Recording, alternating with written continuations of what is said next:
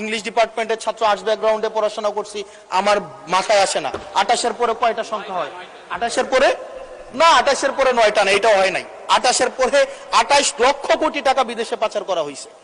এখন মাননীয় স্পিকার, যারা পাচার করেছে তারা সদর্পে এখন হচ্ছে মাননীয় স্পিকার গুলশান, বনানী, ধানমন্ডি এই দেশে এখন বুক ফুলিয়ে চলাফেরা করে। মাননীয় স্পিকার, আমরা দেখেছি অন্তর্বর্তীকালীন সরকারের সময় বসুন্ধরার পুত্র সুবহান দেশে ঢোকার সাহস পায় নাই, আমরা দেখেছি আনবির দেশে ঢোকার সাহস পায় নাই। কিন্তু এই সরকার নির্বাচিত হয়ে আসার পরে আমরা দেখেছি সদর্বে এই সুবহানের পুত্র, এই ধর্ষক দেশে ঢুকেছে। মাননীয় স্পিকার, অন্তর্বর্তীকালীন সরকারের সময় দুর্নীতি দমন কমিশন বসুন্ধরার বিরুদ্ধে মামলা করেছে। আমরা দেখেছি এই মামলার কি অগ্রগতি হয়েছে সেটা আমরা জানতে চাই। আন্ডার টেবিল কোন ধরনের সমঝোতা হয়েছে কিনা।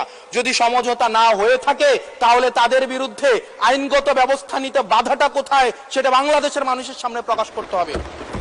মাননীয় স্পিকার, অন্তর্বর্তীকালীন সরকার এই বসুন্ধরা গ্রুপ যারা বিদেশে টাকা পাচার করেছে, মানুষের সম্পদ দখল করেছে এবং মিডিয়ার মধ্য দিয়ে আওয়ামী লীগের গুম খুন হত্যাকে যারা বৈধতা দিয়েছে তাদের খুঁটির জোর কোথায় সেটা আমরা জানতে চাই। মাননীয় স্পিকার, আমরা মাননীয় স্পিকার অবশ্য শুনতে পেয়েছি, বললে অবশ্য অনেকে রাগ করে।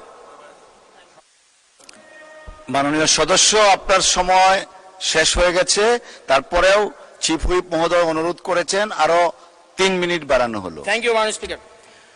মাননীয় স্পিকার, আমরা শুনতে পেয়েছি বা দেখতে পাই এবং সরকার দলেরই অনেকে মাঝে মাঝে আমাদের কাছে এসে দুঃখ প্রকাশ করে যে আসলে আমরা জেল খেটেছি, আমরা কষ্ট করেছি, আমাদের সন্তানদের সাথে আমরা থাকতে পারি নাই, কিন্তু আমাদের দলেই কিছু কিছু মানুষ বসুন্ধরার অ্যাডভাইজর হিসেবে কাজ করে, তাদের মিডিয়ার অ্যাডভাইজর হিসেবে কাজ করে। মাননীয় স্পিকার, যেই মিডিয়া তারেক রহমানকে, মাননীয় প্রধানমন্ত্রী তারেক রহমানকে দেশদ্রোহী হিসাবে ফ্রেমিং করেছে, সেই মিডিয়ার অ্যাডভাইজর হিসেবে আজকে বসুন্ধরা গ্রুপে আজকে এই সরকার দলীয় সংসদ সদস্যদের অনেকেই তারা সেখানে যুক্ত। মাননীয় স্পিকার, এটা আমাদের জন্য না, বরং তাদের সহকর্মীদের জন্য এটি তাদের হৃদয়ে রক্তক্ষরণ হয়, সেটি আমরা জানি। মাননীয় স্পিকার, এই বসুন্ধরার বিরুদ্ধে যারা কথা বলে তাদের বিরুদ্ধে মিডিয়া লেলিয়ে দেওয়া হয়।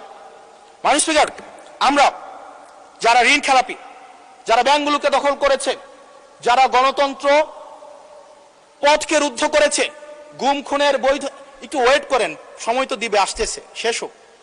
যারা গুম খুনের, আমি আপনাকে বলছি মিস্টার হাসান এইদিকে, ইয়েস মাননীয় স্পিকার, আমি অ্যাড্রেসিং ইউ মাননীয় স্পিকার।